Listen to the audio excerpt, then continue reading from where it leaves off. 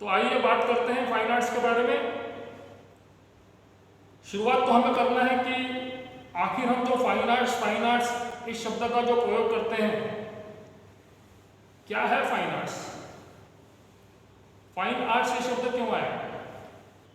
बल्कि सिर्फ कला में ही नहीं, रोजमर्रा की जिंदगी में भी हम बहुत बार फाइन आर्ट्स इस शब्द का प्रयोग करते हैं। चूंकि हम फाइन आर्ट्स के स्टूडेंट्स हैं, इसलिए शब्द का अर्थ जानना बहुत जरूरी है। किसे कहेंगे फाइन आर्ट्स? और ये फाइन आर्ट्स क्यों? Why not arts? हमारे यहाँ तो 64 कलाओं का वर्णन है, लेकिन फिर फाइन आर्ट्स शब्द कहाँ से आया, क्यों आया? क्या ऐसा होता है कि जो बाकी की कलाएं हैं और जिन कलाओं का फाइन आर्ट्स में समावेश किया गया है, उनमें ऐसा क्या डिफरेंस है? और कौन सी वो बात है कि जो एकदम अलग है और इसलिए वो फाइन आर्ट्स कहलाती है?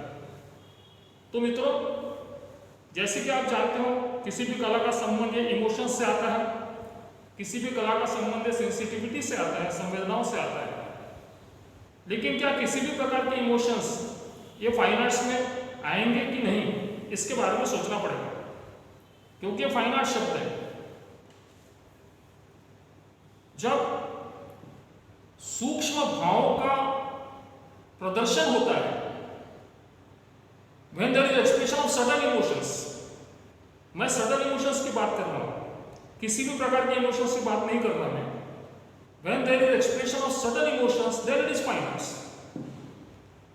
अब जैसा कि सडन इमोशंस का एक्सप्रेशन मेरा एक्टिंग में भी आ सकता है, मेरे बोलने में भी आ सकता है, मेरे भाषण में भी आ सकता है, मेरी कविताओं में भी आ सकता है, मेरे एक्टिंग में भी आ सकता है, मेरे पेंटिंग में भी आ सकता है, मेरे डांस में भी आ सकता है। मैं आपसे बात कर रहा हूं तो शायद उसमें भी कुछ सडन इमोशंस के एक्सप्रेशंस आ सकते हैं। जहां जहां सडन इमोशंस के एक्सप्रेशंस आएंगे, वहां पे आपको फाइन आर्ट्स ये शब्द आपको इस्तेमाल करना पड़ेगा। इसका मतलब ये होता है कि फाइन आर्ट्स की जो व्याप्ति है, स्कोप है, बहुत बड़ा है। शायद ये भी हो सकता है कि हमारा जो बिहेवियर है, ह्यूमन बिहेवियर है, साइकोलॉजिकल बिहेवियर है, रोज जब हम किसी से बात करते हैं, शायद वो भी बात हमारी बहुत फाइन आर्ट्स की तरफ जा सकती है। तो जब बहुत ही सूक्ष्म ऐसे भावों का प्रदर्शन हम कर सकते हैं, तब उसे कहा जाता है फाइन आर्ट्स। इसके लिए बहुत बड़ी अच्छी स्टोरी मैं आपको सुनाता हूं। छोटी सी है, अकबर और बीरबल की कहानियां हमने बहुत पढ़ी है। एक बार ऐसा होता है कि आप तो जानते हो कि बीरबल को फंसाने की बहुत कोशिश करते थे लोग। तो एक बार अकबर के पास चले गए और कहा कि बीरबल को हमें जज बनाना है। तो कहें जज किस बात का जज बनाना है? तो उनको बोले एक्टिंग का जज बनाना है, एक्टिंग की स्पर्धा ऑर्गेनाइज करना है, उसमें हमको बीरबल को जज बनाना है। और बीरबल ने यदि गलत जजमेंट दिया तो फिर बीरबल को हम सजा देंगे। इस प्रकार से कुछ तो भी वो ऐसे कुटिल भाव से स्पर्धा आयोजित करते हैं। जैसे कि स्पर्धाओं में पहला राउंड होता है, दूसरा राउंड होता है, तीसरा राउंड होता है, फाइनल राउंड होता है। तो जब फाइनल राउंड में पहुंच जाते हैं, उस समय 2 कलाकार बच जाते हैं। अब वो 2 कलाकारों को बीरबल कहता है कि तुमको गाय की एक्टिंग करना है, गैया गाय की एक्टिंग करना है। तो दोनों में से एक जो होता है वो बिल्कुल गाय का जैसा रूप है, गाय जैसी दिखती है, उसी प्रकार का कॉस्ट्यूम करता है। और लोगों को लगता है कि जो हजारों से लोग बैठे सामने में, उनको लगता है कि बाप रे, तो बिल्कुल गाय समान दिख रहा है, गाय समान दिख रहा है, सिमिलर दिख रहा है। तो नेचुरली तो सब लोग ये सोचते हैं कि इसको तो फर्स्ट प्राइज मिलने वाला है, कोई सवाल ही नहीं आता। तो दूसरा एकदम लंगोटी लेके आता है, सिर्फ लंगोटी पहनता और बाकी कुछ नहीं पहनता। बाद में बीरबल बोलता है कि आपको एक्शन करनी है गाय की, एक्शन करो। तो जिसने कॉस्ट्यूम पहना है गाय का, बिल्कुल जो गाय के समान दिख रहा है, वो कुछ भी नहीं करता, कोई एक्शन नहीं करता। दूसरा जो है, दूसरा एक्शन करता है तो बीरबल उसको दूसरे वाले को फर्स्ट प्राइज देता है। सब लोग चिल्लाते हैं, ये कैसा? अरे भाई, वो तो बिल्कुल गाय के समान दिख रहा था, उसको आपने फर्स्ट प्राइज नहीं दिया, और ये जो है इसने एक्शन किया, एक सिंपल एक्शन किया, और उसको आपने फर्स्ट प्राइज दे दिया। तो बीरबल ने कहा कि इसने कॉस्ट्यूम गाय का नहीं पहना होगा, क्योंकि कॉस्ट्यूम बहुत ज्यादा जरूरी नहीं है, लाइटिंग बहुत ज्यादा जरूरी नहीं है, नाटक में सेटिंग बहुत ज्यादा जरूरी नहीं है, एक्टर ने की हुई एक्शन जो होती है वो जरूरी है। तो जो एक्टर ने की हुई एक्शन है वो जरूरी है। इसने क्या किया? दूसरे बंदे ने गाना सुनाई दे रहा है, दूसरे बंदे ने ये जो कमर का एक हिस्सा होता है गाय का, गाय उसको अलग ढंग से हिलाती है, कान को अलग ढंग से हिलाती है, उसने उतना ही करके बताया। Now this is subtle expression of emotions.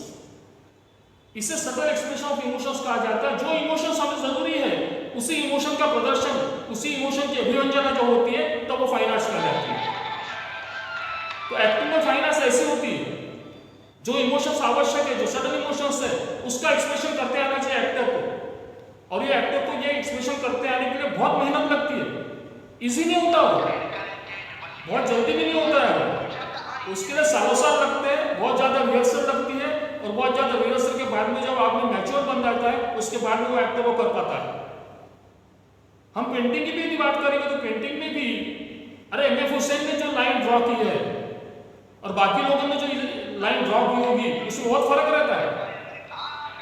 क्यों इतने पैसों में इनके पेंटिंग बेचे जाते हैं महान कलाकारों के, महान पेंटर्स के? तो उनके लाइन में जो कंट्रोल रहता है, लाइन के ऊपर जो कंट्रोल रहता है, लाइन में से जो एक्सप्रेस करना वही एक्सप्रेशन उनके लाइन में आते हैं, इसलिए उनकी जो कला होती है वो महान कला कहलाती है। कहने का मतलब ये है कि जहां जहां पर सटल एक्सप्रेशन ऑफ इमोशंस रहेंगे वहां पर आपको फाइन आर्ट्स दिखेगा। अब ये तो होगा कि ठीक है फाइन आर्ट्स ये चीज है, फाइन आर्ट्स के ब्रांचेस क्यों, इतनी कलाएं कहां से आ गई? क्या कारण है कि अलग अलग हमको कलाएं देखने को मिलती है? एक और डांस है, ड्रामा है, म्यूजिक है, पेंटिंग है, स्कल्पचर है, ये अलग अलग कलाएं कहां से आ गई? सारों का समावेश फाइन आर्ट्स में होता है। और फाइन आर्ट्स की फिर दो ब्रांचेस कर दी है, एक परफॉर्मिंग आर्ट और दूसरी विजुअल आर्ट। कहते हैं कि परफॉर्मिंग आर्ट्स में डांस, ड्रामा और म्यूजिक आता है, और स्कल्पचर और पेंटिंग ये विजुअल आर्ट्स में आता है। ये परफॉर्मिंग आर्ट्स और विजुअल आर्ट्स में भी डिफरेंस है। सबसे बड़ा डिफरेंस ये है कि परफॉर्मिंग आर्ट्स जब होते रहती है उस समय ऑडियंस उसको देखता है, उसको विटनेस करता है। जब परफॉर्मेंस होते रहता है एक्टर का ड्रामा में, उसी समय ऑडियंस उसको देखता है। ये बात विजुअल आर्ट्स में नहीं होती, पेंटिंग में और स्कल्पचर में ये बात नहीं होती। पेंटर ने पेंटिंग पूरी करने के बाद में उसे देखा जाता है, शिल्पकार ने उसकी शिल्पकला पूरी करने के बाद उसे देखा जाता है। और जब प्रत्यक्ष प्रोसेस में कोई क्रिया होती रहती है उस समय उसे देखा नहीं जाता, क्योंकि जब पेंटर पेंटिंग करता है उस समय उसको देखने में किसी को इंटरेस्ट नहीं रहता। जब शिल्पकार अपनी शिल्पकला दिखाते रहता उस समय किसी को इंटरेस्ट नहीं रहता, होने के बाद में लोग देखते हैं। लेकिन डांस, ड्रामा, म्यूजिक का ऐसा नहीं है। ड्रामा जब प्रत्यक्ष होते रहता है उस समय ऑडियंस उसको देखता है, इतना ही तो ऑडियंस उसमें इन्वॉल्व हो जाता है। तो जो क्रिएशन की एक प्रक्रिया होती है, उस क्रिएशन की प्रक्रिया में ऑडियंस भी इन्वॉल्व होता है, और इसलिए इंटीमेट थिएटर नाम की भी एक कल्पना है थिएटर में। तो ये यदि ऐसा है तो दोनों में डिफरेंस है, इसलिए दोनों के अप्रोच में भी डिफरेंस रहेगा। डिफरेंस तो भाषा को भी लेकर है, क्योंकि ड्रामा में शब्द है, सेंटेंसेस है, डायलॉग्स है, और डायलॉग से कैरेक्टर्स के बीच में होते हैं, और उस पर से हमको नाटक समझते जाता है। इसलिए भाषा, शब्द ये बहुत बड़े अहम रखती है ड्रामेटिक आर्ट में। लेकिन पेंटिंग में तो शब्द ही नहीं, स्कल्पचर में तो शब्द ही नहीं, तो उनकी तो भाषा अलग है, शब्दों की भाषा नहीं है, नॉन-वर्बल आर्ट है, इसलिए कठिन भी है। पेंटिंग समझना इसलिए कठिन है क्योंकि शब्द नहीं है, शब्द समझ जाते हैं, शब्दों के अर्थ हमको समझ जाते हैं, लेकिन पेंटिंग में तो शब्द ही नहीं है। पेंटिंग की तो भाषा अलग है, वो तो रंगों की भाषा है, वो तो फॉर्म्स की भाषा है, शिल्पकला की भाषा अलग है। शिल्पकार का हम विजुअलाइजेशन की बात करते हैं तो शिल्पकार का विजुअलाइजेशन इन सारे आर्टिस्टों में सबसे अच्छा होता है, क्योंकि शिल्पकार को यदि गांधी, किसी पत्थर में से गांधी निकालना है तो क्या करता है शिल्पकार? विजुअलाइजेशन देखो उसका कितना स्ट्रांग होता है। उसे पत्थर में से यदि गांधी निकालना है तो गांधी नहीं निकालता, वो छिन्नी हथौड़ा लेता है और जो गांधी नहीं है उसको छाटता है, जो बचता है वो गांधी होता है। मतलब क्या छाटने से, क्या निकालने से बचा रहेगा गांधी, इसका विजुअलाइजेशन शिल्पकार को पहले से ही होता है इन एडवांस। इतना बड़ा विजुअलाइजेशन एक्टर का भी नहीं होता, पेंटर का भी नहीं होता। देखिए खास बात है, और ये समझ लेना बहुत जरूरी है, शिल्पकार कैसा डिफरेंट है, और शिल्पकार को फिर 3 डायमेंशन में काम करना पड़ता है। इसलिए उसको मालूम है कि कौन से इंप्रेशंस आने वाले हैं, क्या चीज मुझे दूर करनी है, क्या छाटनी है, क्या नहीं है आवश्यक, जो नहीं है आवश्यक उसको छाटना, उसको निकाल देना। इसके लिए विजुअलाइजेशन बहुत स्ट्रांग लगता है, और ऐसा विजुअलाइजेशन शिल्पकार का होता है।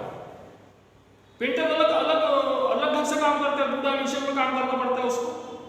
पेंटिंग आर्ट फॉर्म ही 2 डायमेंशनल आर्ट फॉर्म है, और स्कल्पचर 3 डायमेंशनल आर्ट फॉर्म है। 2 डायमेंशन तीसरा डायमेंशन, बहुत फर्क पड़ता है। Length and breadth 2 he dimension, length breadth and depth तीसरा डायमेंशन आता है। लेकिन पेंटिंग यदि लेंथ एंड ब्रेड्थ भी होगी तो भी 2 डायमेंशन की भी होगी, क्योंकि उसमें फॉर्म्स निर्माण होते हैं। ये फॉर्म कहाँ से आते हैं? सिर्फ शेप नहीं होता, सिर्फ आकार नहीं होता। आकार तो 2 ही डायमेंशन होते हैं, लेंथ एंड ब्रेड्थ, लेकिन फॉर्म तो 3 डायमेंशन होते हैं। ये शेप और फॉर्म का फर्क है। तो ये जो फॉर्म पेंटर निकालता है कैनवास के ऊपर, ये कहाँ कैसे निकालता है? लाइट एंड शेड का उपयोग करता है, कलर्स का उपयोग करता है। लाइट एंड शेड और कलर्स का उपयोग करने के बाद में एक तीसरा डायमेंशन वो पॉइंट लाता है, और ये जो तीसरा डायमेंशन जो लाता है फॉर्म मिलता है। ये फॉर्म को अपना एक अर्थ है, बड़ा अर्थ प्राप्त होता है फॉर्म का कारण। तो ये पेंटिंग की अपनी शैली है, पेंटिंग के अपने मेरिट्स है, पेंटिंग के डीमेरिट्स भी है। कलर और शेड का उपयोग उसको करना पड़ता है, तो कठिन है क्योंकि शब्द नहीं है, इसलिए अलग है। ये अलग अलग ये कलाएं हुई कैसे थे, इसके बारे में बड़ा अच्छा कहा है एरिस्टोटल। एक बहुत बड़े फिलोसोफर होकर गए हैं, ग्रीक फिलोसोफर थे, प्लेटो के चेले थे, और एरिस्टोटल के चेले थे अलेक्जेंडर द ग्रेट। देखिए परंपरा, सोक्रेटिस के चेले थे सारे के सारे। सोक्रेटिस के चेले थे प्लेटो, और प्लेटो के चेले थे एरिस्टोटल, और एरिस्टोटल के चेले थे अलेक्जेंडर द ग्रेट। प्लेटो और एरिस्टोटल यदि नदियों के 2 किनारे हैं तो बाकी सारे दुनिया के फिलोसोफर्स उसके बीच में आते हैं। इतना बेसिक काम प्लेटो ने और एरिस्टोटल ने किया। प्लेटो ने तो आर्ट को रिजेक्ट कर दिया था। उनका कहना है कि art is thighs away from reality, reality से तिगुनी दूर है आर्ट, इसलिए आर्ट को रिजेक्ट कर देना चाहिए। आर्टिस्ट इंस्पायर होकर काम करता है, ये बात वो मानते थे। इंस्पिरेशन के कारण ही वो कुछ क्रिएशन करता है, ये भी बात वो मानते थे। चूंकि वो क्रिएशन करता है इसलिए उसमें ब्यूटी भी है, सुंदर भी है, अच्छा भी है, ये भी वो मानते थे। लेकिन इसमें क्या हो रहा है इस प्रोसेस में? उनका कहना था कि आर्टिस्ट को इंस्पिरेशन से कुछ मिलता है, इंस्पायर करता है, इसलिए फिर वो निर्माण करता है, कुछ तो भी क्रिएट करता है। लेकिन जो क्रिएट करता है उसके पीछे रीजन क्या है वो दे नहीं सकता, कि जब वो प्रोसेस में से जाते रहता है तो क्रिएट करते रहता है, इंस्पायर होते रहता है, इसलिए उसका उसके ऊपर कंट्रोल नहीं रहता, उसके ऊपर कंट्रोल नहीं रहता, इसलिए वो कारण नहीं बता सकता, कारण वो बता नहीं सकता, इसलिए वो रैशनल नहीं है।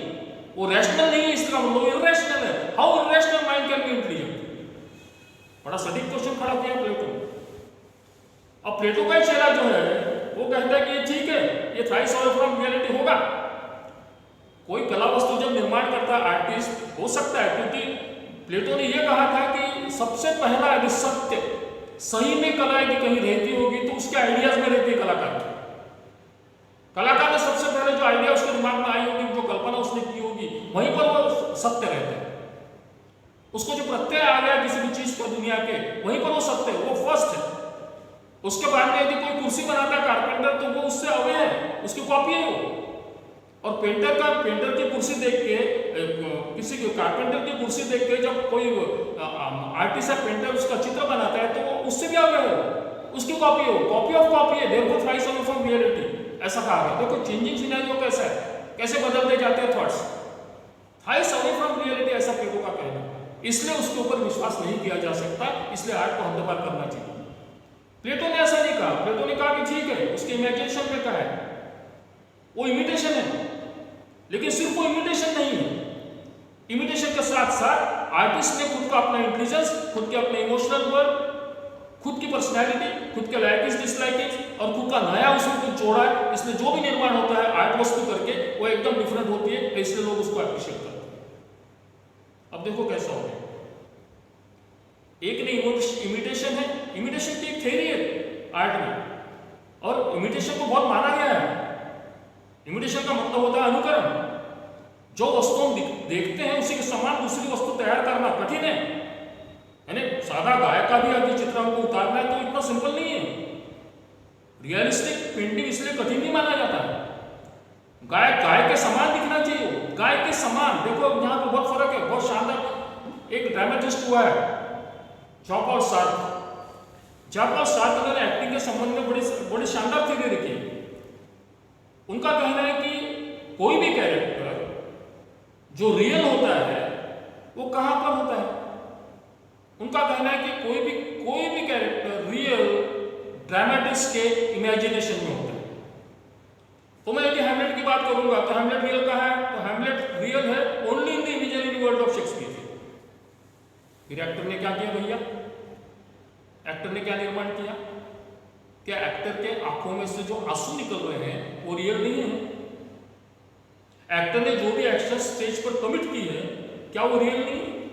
वो रियल है। तो फिर एक्टर ने क्या खड़ा किया? Actor creates an analog of the character but not the character itself, ऐसा कहा गया।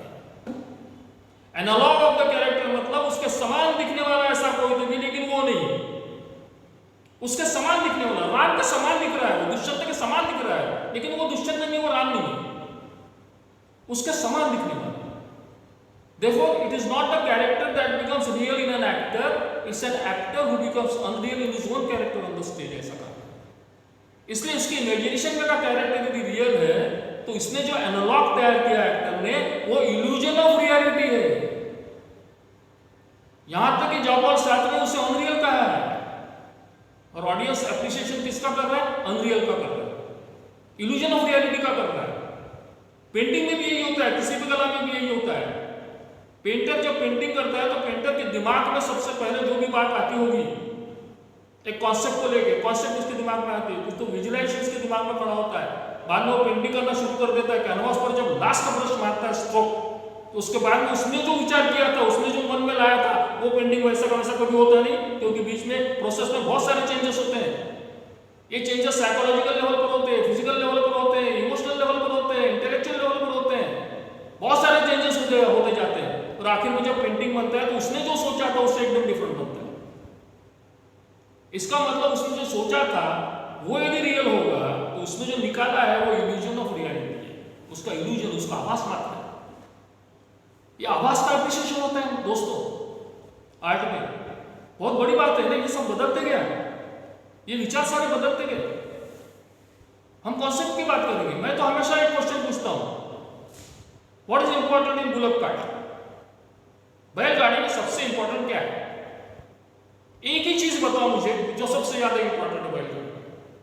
लोग क्या कहते हैं, जवाब कैसे होते हैं? कोई कहता है चक्का इंपॉर्टेंट है, कोई कहता है कि वो चलाने वाला इंपॉर्टेंट है, सबसे इंपॉर्टेंट है, कोई कहता है कि रास्ता इंपॉर्टेंट है जिसके ऊपर से वो बैलगाड़ी जाने वाली, गुजरने वाली, कोई और कुछ कहता है, कोई कहता है कि जब तक वो उसमें वो चक्के में हम तेल वेल या जो भी है वो भरेंगे नहीं तब तक कुछ नहीं होगा, जब तक ये हाकेगा नहीं तब तक बैल चलेगा ही नहीं। बैल सबसे ज्यादा इंपॉर्टेंट है। हर कोई अलग अलग चीजें बताता है। एक ही चीज कि जिसके बगैर हम बैलगाड़ी की कल्पना नहीं कर सकते, ऐसी कौन सी चीज है? ऐसा यदि क्वेश्चन पूछा जाए तो उसका आंसर दोस्तों एक ही है जो कोई बताता नहीं है।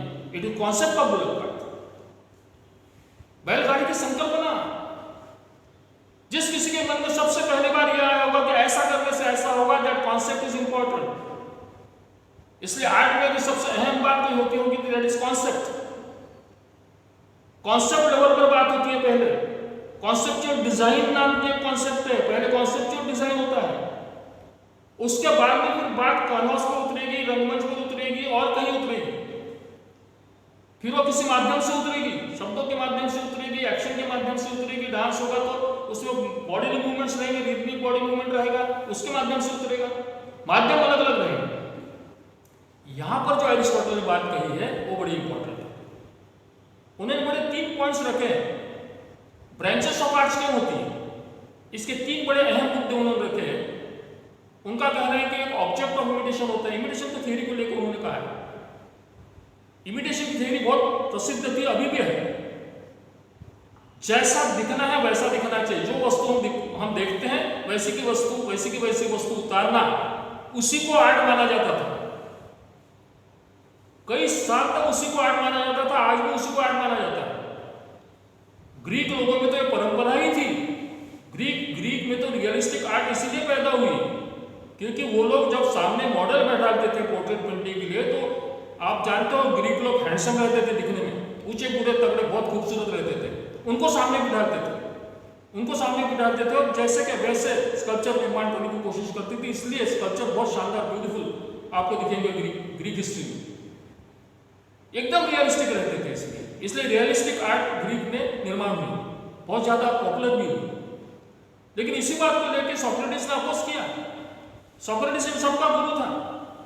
सोक्रेटिस ने कहा आप तो इंसान की कॉपी कर रहे हो, आपने तो इंसान को, आदमी को सामने बिठा दिया, होगा वो बहुत खूबसूरत, होगा वो बहुत हैंडसम, लेकिन आखिर वो आदमी है, दोषपूर्ण है, वो अचूक नहीं है, वो इम्परफेक्ट, परफेक्ट नहीं है, वो इम्परफेक्ट है, जिसमें दोष है। ऐसे इंसान की कॉपी करके जो आपने निर्माण किया है वो कहां से अच्छा रहने वाला है, उसको क्यों हम अप्रिशिएट करेंगे? देखो नहीं, हर फिलोसोफर अपने अपने ढंग से जो सोचता है उसमें कुछ ना कुछ अहम बात होती है। ये सारी बात होने के बाद में फिर भी एरिस्टोटल ने इमिटेशन की जो थ्योरी है उसको थोड़ा आगे बढ़ाया। क्या कहा उन्होंने? इमिटेशन है, मैं मान्य करता हूं, लेकिन ऑब्जेक्ट ऑफ इमिटेशन अलग है, मीडियम ऑफ इमिटेशन अलग है और मोड ऑफ इमिटेशन अलग है। जिस ऑब्जेक्ट का इमिटेशन होता है वो अलग है। यानी यदि मैं म्यूजिक की बात करूंगा तो म्यूजिक में इमिटेशन होता है साउंड का। There is imitation of sound in music and it is rhythmic sound. Rhythmic sound को म्यूजिक कहा गया है, चूंकि इसमें रिदम है इसलिए म्यूजिक को music is poetry of sound भी कहा गया है। पोएट्री ऑफ साउंड, सिर्फ साउंड नहीं है, it's poetry of sound because rhythm है उसमें बहुत अच्छा। यहां तक कहा गया है म्यूजिक। और डांस को dance is an eco of music कहा गया। म्यूजिक का इको है, मतलब म्यूजिक है डांस में, बोल होते हैं उसमें म्यूजिक होता है, उसके ऊपर फिर एक्सप्रेशन होते हैं, उसके ऊपर में रिदमिक बॉडी मूवमेंट होता है डांस में, और उसके बाद में उसमें एक्सप्रेशन होते हैं चेहरे पर, जिसे अभिनय कहा गया है डांस में। डिफरेंस है म्यूजिक और डांस में। देखिए तो ऑब्जेक्ट ऑफ इमिटेशन अलग है। ड्रामा में object of imitation main in action है, जो एक्ट में लिखा गया है और उसमें जो कैरेक्टर्स है उनका इमिटेशन है, इसलिए मेन इन एक्शन ऐसा कहा गया है, उनका इमिटेशन है। ऑब्जेक्ट ऑफ इमिटेशन अलग है, इसलिए अलग अलग कलाओं का निर्माण होगा। फिर मीडियम ऑफ इमिटेशन अलग है, किस माध्यम में इमिटेशन हो रहा है, इस माध्यम की यदि हम बात करेंगे, देखिए आप नाटक में माध्यम कौन सा है? नाटक में माध्यम है actor, actor and his body. जो एक्टर होता है, एक्टर के माध्यम से नाटक लोगों तक पहुंचता है। नाटककार ने नाटक लिखा लेकिन लोगों तक पहुंचाने का काम एक्टर करता है, इसलिए मीडियम ऑफ इमिटेशन एक्टर है। म्यूजिक में मीडियम ऑफ इमिटेशन डिफरेंट बात है, कंपोजिशंस हो गए, इंटोनेशंस हो गए, ये सारी बातें उसमें आती हैं। पेंटिंग में माध्यम कलर और फॉर्म है, इनके माध्यम से पेंटिंग आगे बढ़ता है, तो माध्यम अलग है, इसलिए अलग अलग कला है। तीसरी बात है mode of imitation, object of imitation, medium of imitation and mode of imitation. Mode का मतलब होता है पद्धति, जिस प्रकार से, जिस पद्धति से हम इमिटेशन करेंगे वो पद्धति हर किसी की अलग अलग हो सकती है, इसलिए हम स्टाइल पे आते हैं। स्टाइल अलग अलग क्यों होती है? क्योंकि स्टाइल का मतलब ही होता है कि जो भी फॉर्म हमारे पास में आया है उसको ट्रीटमेंट देना। जो फॉर्म हमारे पास में है, कला के रूप में जो फॉर्म हमारे सामने आया है उसको ट्रीटमेंट देना। ये ट्रीटमेंट अलग अलग प्रकार की रह सकती है।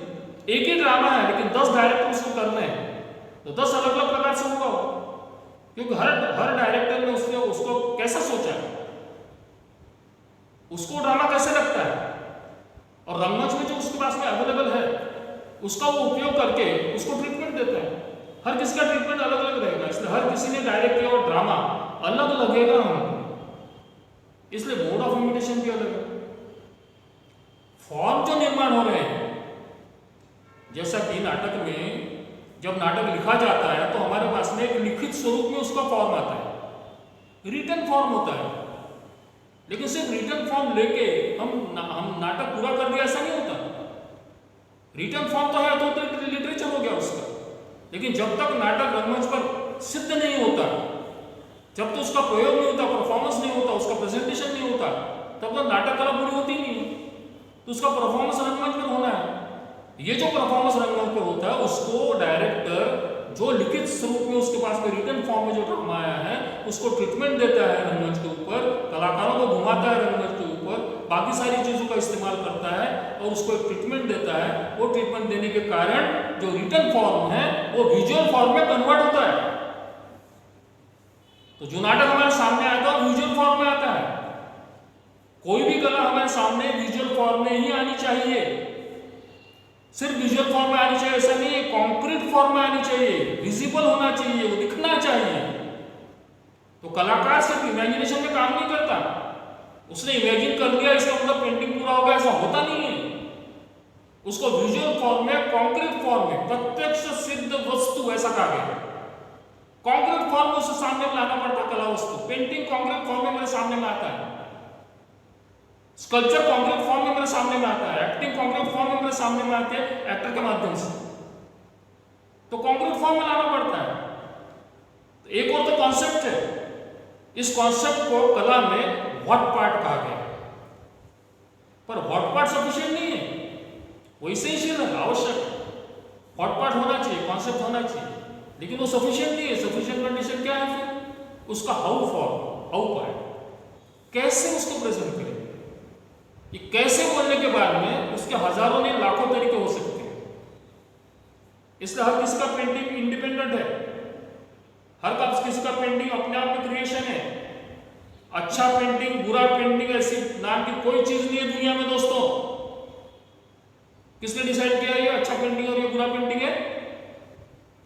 किसको हक है डिसाइड करने का? किसी को नहीं है। हम सिर्फ टेक्निक की बात करते हैं कि उसने ऐसा कलर मारा, वैसा मारा, ऐसा मारने को रहता, वैसा मारने को, ऐसा नहीं रहता।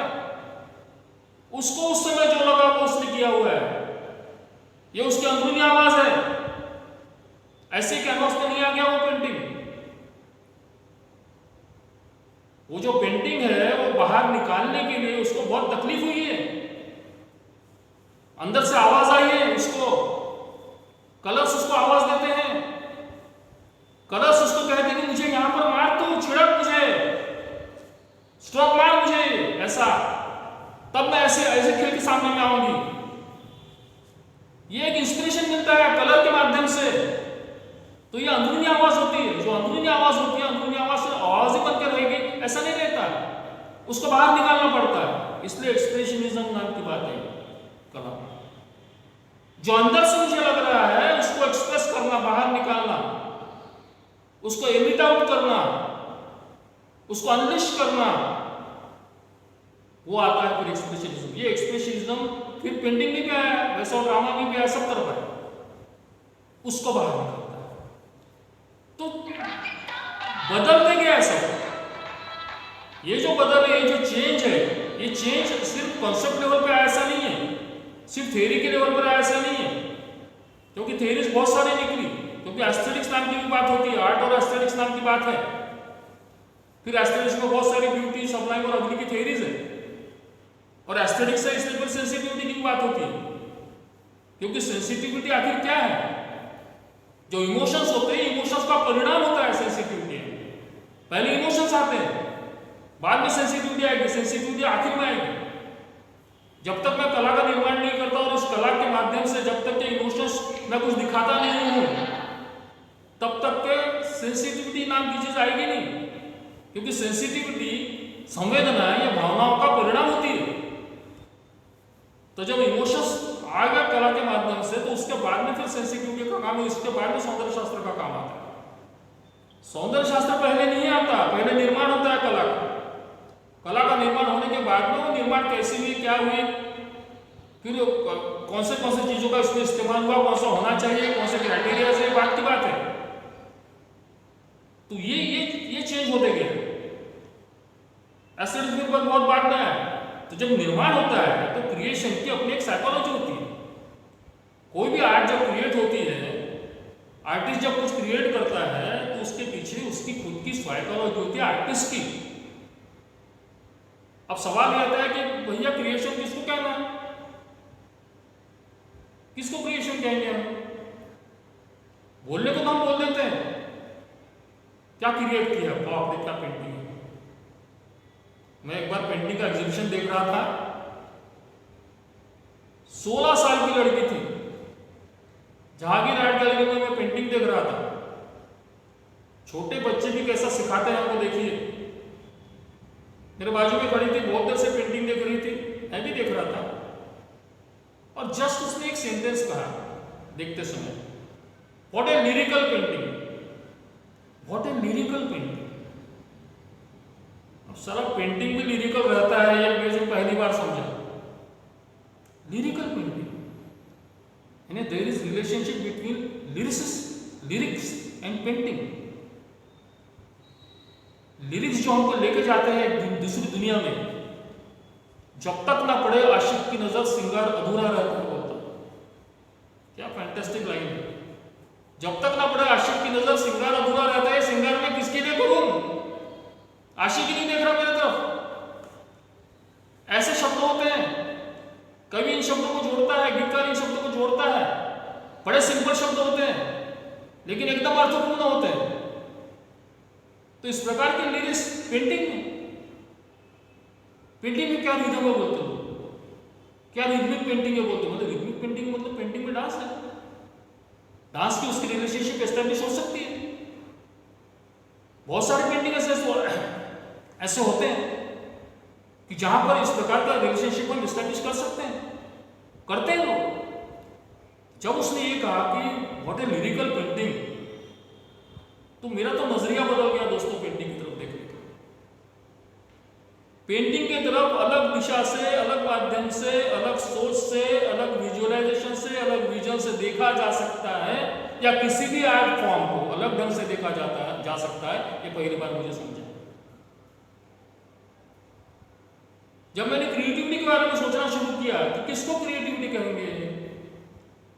कोई भी कला वस्तु हमारे सामने आ गई तो हम उसको क्रिएटिव वर्क कहेंगे कि नहीं कहेंगे। फिर हम क्रिएटिव वर्क कहते हैं, ये तो बहुत क्रिएटिव वर्क है, इसका मतलब क्या है।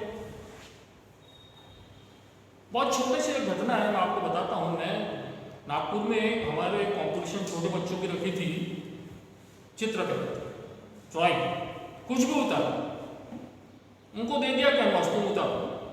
150 लड़कों ने पार्टिसिपेट किया और मुझे वहां पर जज करके बुलाया, मेरे साथ और 2 लोग थे। एक लड़के को हमने फर्स्ट प्राइज दिया, उसने रावण बनाया था, रावण। अब रावण बोलने के बाद में हम सबके दिमाग में एक ही बात आती है कि उसको 10 मुंडियां हैं और 200 मुंडियां ऐसे आड़ी हैं, यही हमारे दिमाग में आता है। आड़ी मुंडी वाला रावण, ये पॉपुलर भी है और इसके साथ में हमारा एसोसिएशन भी है। उसने एक के ऊपर एक 10 मुंडियां निकाली, मैंने उसको फर्स्ट प्राइज दिया। मेरे को उसकी पेंटिंग बहुत ही अच्छी लगी। मैंने बोला इसने कुछ तो डिफरेंट निकाला, इसने कुछ तो ओरिजिनल निकाला, इसने ऐसी चीज निकाली है कि जिसका इंडिपेंडेंट एग्जिस्टेंस मुझे महसूस हो रहा है। देखो 3 बातें कही मैंने, ये मुझे ओरिजिनल लग रहा है यानी किसी की कॉपी नहीं है, इसका इंडिपेंडेंट एग्जिस्टेंस लग रहा है, मुझे स्वतंत्र अस्तित्व इसका मुझे महसूस हो रहा है, और ये नॉवेल लग रहा है, नया लग रहा है, नवीनतम लग रहा है, इसलिए ये क्रिएशन। दोस्तों क्रिएशन की 3 कंडीशंस हैं। एक तो वो ओरिजिनल रहना चाहिए, लगना चाहिए।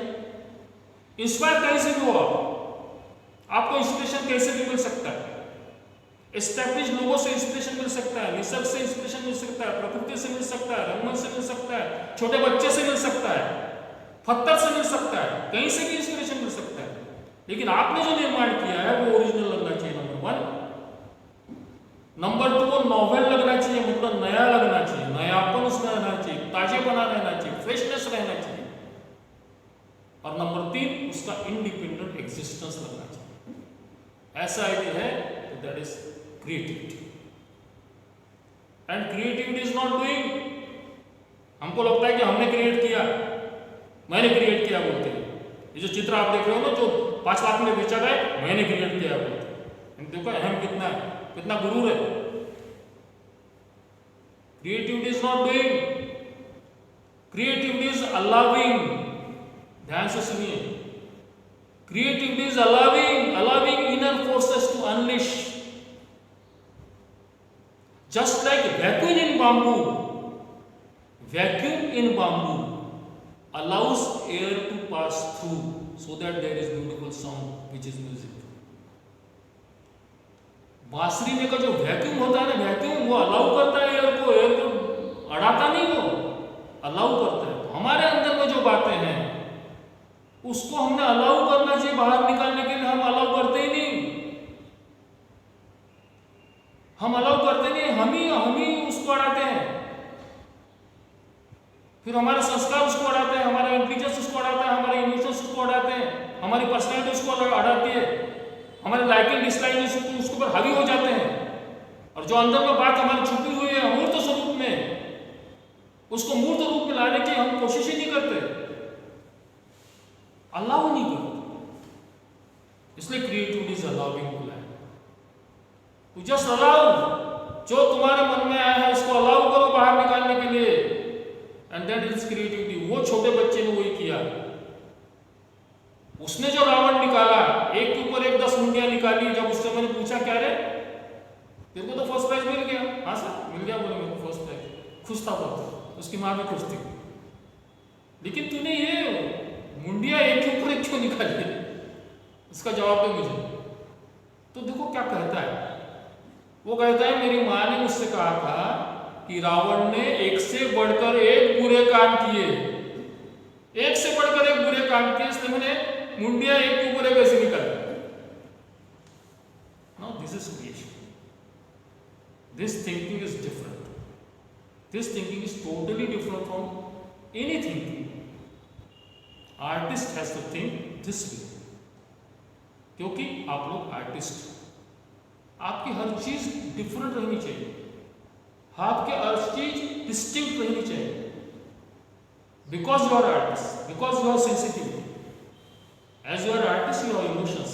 As you are artist, you have sensitivity. संवेदना शून्य मन नहीं है आपका, आप में सेंसिटिविटी है, इसलिए आपकी सोच भी अलग रहेगी, वो डिफरेंट रहनी चाहिए। आप यदि कुछ निर्माण करते हो तो जो आप निर्माण करने जा रहे हो वो आपका कुछ तो भी डिफरेंट रहना चाहिए, अलग हटके रहना चाहिए। होता है, हो सकता है। सिर्फ एक ही बात है कि किसी भी इज्म के कारण, किसी भी स्टाइलाइजेशन के कारण, किसी भी बड़े आर्टिस्ट ने कुछ कहा है इसलिए, एस्टैब्लिश लोगों ने कहा है इसलिए, एस्टैब्लिश थ्योरी ऐसी है इसलिए, इनके पीछे जाके आपको जो लगता है वो दबा करके मत रखो। जिन लोगों ने दबा के नहीं रखा उन लोगों ने माइलस्टोन आर्ट वर्क निर्माण किया। ख्याल रखो, माइलस्टोन, अजरामर लोग आज भी देखते हैं। ऐसे तो आप बहुत सारे नाम मुझे गिना दोगे जहां पे आप ये बोलोगे नहीं ये डिफरेंट है, ये माइलस्टोन है, ये आज भी आपको अच्छा लगता है। तो दिस इज पॉसिबल, ये हो सकता है, लेकिन ये सोच मेरे को बदलनी पड़ेगी। तो एक इमिटेशन तक के लोगों ने सोचा, लोगों को बहुत सालों तक यही लगता है कि इमिटेशन करना यानी ही आर्ट, उसके आगे आर्ट नहीं। लेकिन बाद में ऐसा जमाना आया, थोड़े विचार बदल गए, एक इंडिविजुअलिटी की बात है, लोगों के लिए नहीं, सिर्फ समाज के लिए नहीं, मुझे अंदर से जो लगता है वो, उसके बारे में लोग सोचने लगे। तो ऐसा ध्यान में आया कि नहीं, कल्पना की जा सकती है, कल्पना तो मेरी है, मैं तो कुछ भी इमेजिन कर सकता हूँ, इमेजिन करना तो मेरे हाथ में। मैं तो इस क्षण अभी आपसे बात करते समय ये सोच सकता हूँ कि मैं बढ़िया बैठा हूँ, राजकुमार बनकर सफेद घोड़े पर बैठ के आया हूँ, बढ़िया राजकुमारी मेरे साथ में, सुंदर लड़की औरत मेरे साथ में है और मस्त में मजा कर, मैं इमेजिन कर सकता हूँ, कौन रोकेगा? आर्टिस्ट कुछ भी इमेजिन कर सकता है। उसने जो इमेजिन किया है वो कैनवास के ऊपर क्यों नहीं उतारेगा? क्यों नहीं उसने उतारना चाहिए? ऐसी सोच डेवलप हुई दोस्तों, तब इमेजिनेशन को इंपॉर्टेंस आया, और जब इमेजिनेशन को इंपॉर्टेंस आया तो रोमांटिक आर्ट तैयार होने लगी। रोमांटिसिज्म नाम की एक बात कला में आ गई, मैं कुछ भी इमेजिन कर सकता हूँ, कोई रोक नहीं सकता है। तो सिर्फ क्रिएटिविटी नहीं, सिर्फ इमिटेशन नहीं, इमेजिनेशन। फिर बाद में ऐसा लगने लगा, चेंज कैसा हुआ देखो, कि बाद में तो ऐसा भी लगने लगा कि इमिटेशन क्या, अरिस्टोटल ने तो फिर नया सिद्धांत लाया, उन्होंने रिप्रेजेंटेशन का सिद्धांत लाया। उन्होंने प्रतिनिधित्ववाद इसका सिद्धांत लाया कि कोई यदि घोड़ा निकालता है चित्रकार, तो घोड़ा एक पर्टिकुलर घोड़ा नहीं है, उसने इमेजिनेशन से निकाला हुआ घोड़ा है, उसने देखा हुआ भी घोड़ा हो सकता है, घोड़े के बारे में उसको मालूम है कुछ, घोड़ा कैसा दिखता है, लेकिन उसने जो घोड़ा निकाला है कोई पर्टिकुलर घोड़ा नहीं निकाला है, किसी घोड़े को देख के उसने घोड़ा नहीं निकाला है, उसने अपने इमेजिनेशन से घोड़ा निकाला है। इसलिए उनका कहना है कि ये जो घोड़ा निकाला है पेंटर ने, ये रिप्रेजेंट करता है घोड़े को, सारे घोड़े को। इसलिए रिप्रेजेंटेशन का सिद्धांत है कि कलाकार ने कोई एक बात यदि निकाली होगी, रखी होगी, किसी प्राणी को निकाला होगा, किसी और चीज को निकाला होगा, तो वो प्राणी उन सारे प्राणियों को रिप्रेजेंट करता है। घोड़े नाम के कॉन्सेप्ट को रिप्रेजेंट करता है, गाय नाम के कॉन्सेप्ट को रिप्रेजेंट करता है, मोर नाम के कॉन्सेप्ट को रिप्रेजेंट करता है, कोई पक्षी निकाला होगा तो पक्षी नाम के कॉन्सेप्ट को रिप्रेजेंट करता है। इसलिए रिप्रेजेंटेशन की थ्योरी देखो चेंज हो गया। जब ऐसा लगने लगा कि इमिटेशन सफिशिएंट नहीं है, मेरे बुद्धि में बहुत सारी बातें आ रही, तो लोगों ने इमेजिनेशन के बारे में सोचा और नए नए आइडियाज लेके लोग आए, नए नए इनोवेशंस होने लगे। बाद में ऐसा आ गया कि नहीं, रिप्रेजेंटेशन भी होता है, मैंने जो निर्माण किया है वो कहीं ना कहीं किसको तो रिप्रेजेंट करता है, इसलिए रिप्रेजेंटेशन हो गया। फिर लोगों को लगा नहीं, का रिप्रेजेंटेशन क्या, रिप्रेजेंटेशन करते बढ़ू क्या लोगों का, मेरे मन में दूसरी बात हो रही है, इसलिए एक्सप्रेशनिज्म आया। अंदर में मुझे जो लगा वो मैंने बाहर निकाला, दैट इज एक्सप्रेशनिज्म। बाहर से मैं प्रभावित हो गया और फिर उसको मैंने लाया, वो इंप्रेशनिज्म हो गया। देखिए कैसे इजम्स आते गए, इजम्स इसलिए आते गए कि चेंज होते गए, लोगों के विचार बदलते गए, लाइफस्टाइल बदल गई, साइंस आ गया, साइंस और टेक्नोलॉजी आ गई। साइंस आने के कारण पूरा कला विश्व बदल गया विज्ञान के कारण, क्योंकि वैज्ञानिक दृष्टि से देखने लगे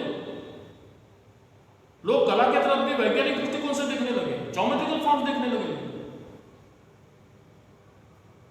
विज्ञान में जिस प्रकार से रीजन, रैशनैलिटी, इसका एक महत्व होता है, उसी प्रकार का महत्व कला में आने लगा, लोगों ने सोचने शुरू कर दिया, आर्टिस्ट लोगों ने ऐसा सोचा और फिर विज्ञान के सहायता से, टेक्नोलॉजी की सहायता से आज हम देख रहे हैं। आज टेक्नोलॉजी इतनी बदल गई है कि सादा ड्रामा जो प्रोसीडियम थिएटर में होता था, आज उसके बाहर निकल गए।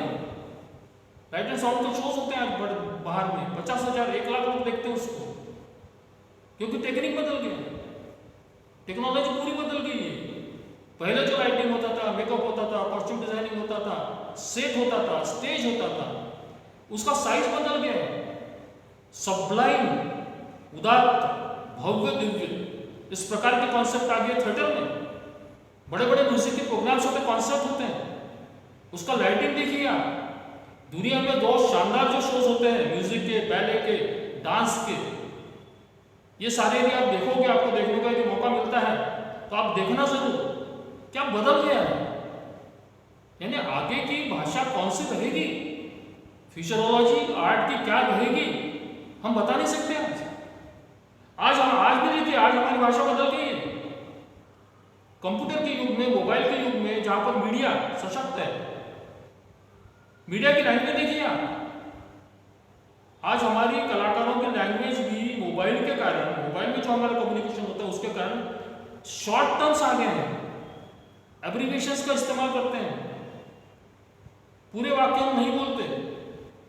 भाषा बदल रही है, भाषा बदल रही है, इसलिए एक्सप्रेशन भी बदल रहा है, एक्सप्रेशन बदल रहा है इसलिए स्टाइल बदल रही है, स्टाइल बदल रही है इसलिए एप्रिसिएशन बदल रहा है। कहीं एप्रिशिएट हो रहा है, कहीं रिजेक्ट हो रहा है, कहीं डिजेक्ट हो रहा है, लेकिन हो रहा है। तो क्या रहेगा फ्यूचर आर्ट का, और फ्यूचर में जो आर्ट आने वाली है उसके साथ यदि हमें रहना है आर्टिस्ट करके, तो हमको आज की जो लैंग्वेज है, आज की जो आर्ट की भाषा है, वो हमको समझनी पड़ेगी। ऐसा बोल के नहीं चलेगा कि मेरे को आता नहीं, मेरे को उसमें कोई इंटरेस्ट नहीं है, मेरे को मोबाइल चलाने में कोई इंटरेस्ट नहीं है, मेरे को दुनिया भर की चीजें देखने में मेरे को कोई इंटरेस्ट नहीं है, ऐसा बोल के नहीं चलेगा।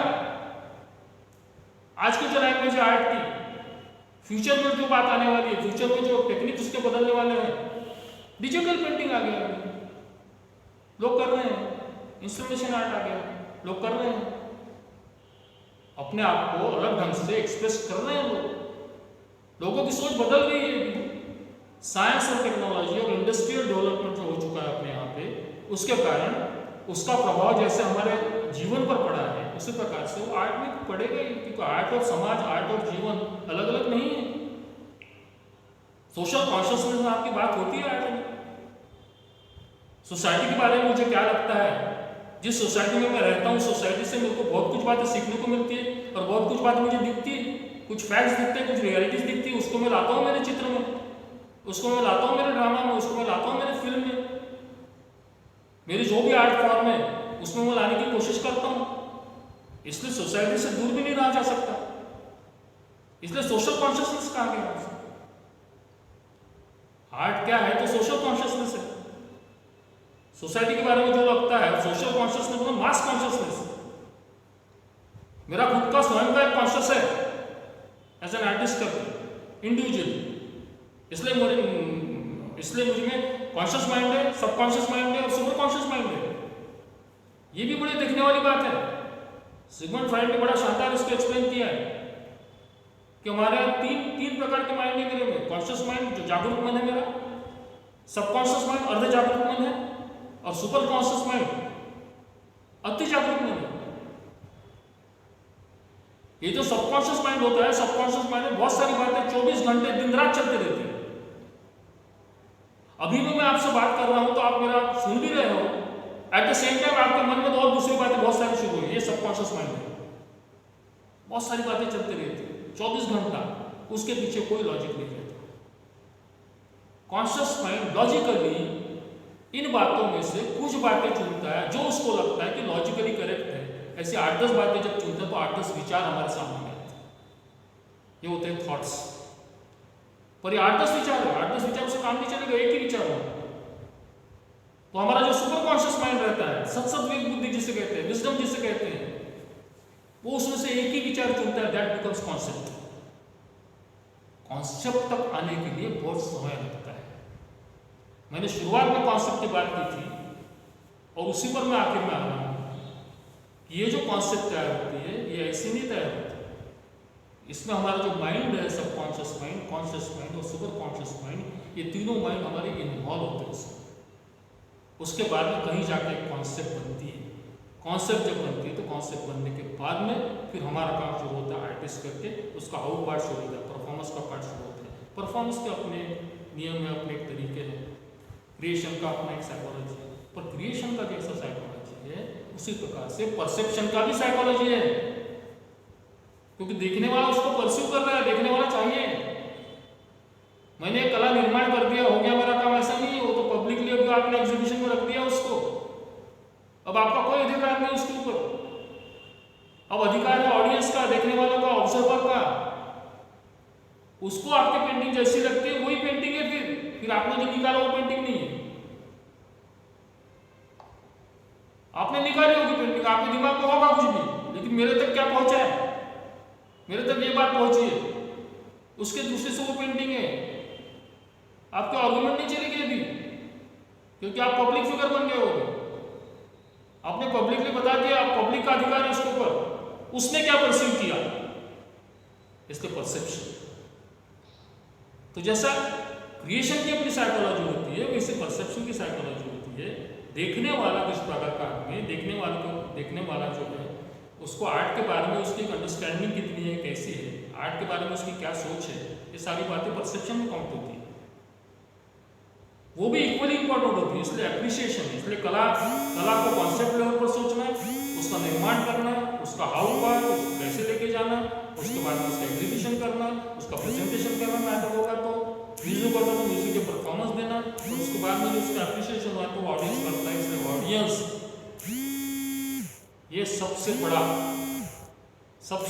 ऐसा एक इंग्रेडिएंट है, एलिमेंट है किसी भी कला। इस प्रकार से